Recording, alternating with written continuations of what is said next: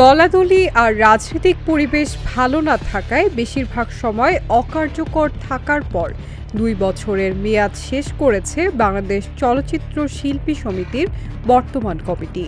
গত ২ বছরের বিশেষ কোনো কাজ না থাকলেও নতুন খবর এই যে সমিতির ২০২৬ থেকে ২০২৮ মেয়াদের নির্বাচনের তারিখ চূড়ান্ত করা হয়েছে।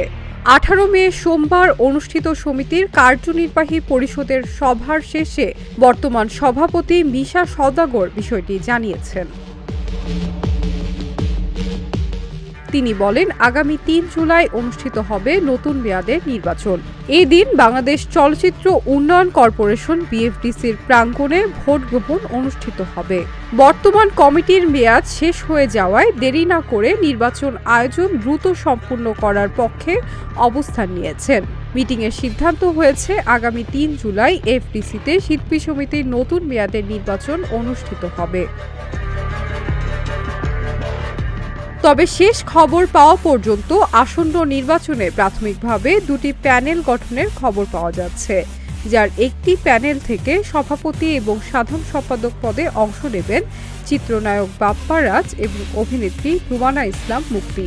অপর প্যানেলে সভাপতি পদে লড়বেন শিবা শানু।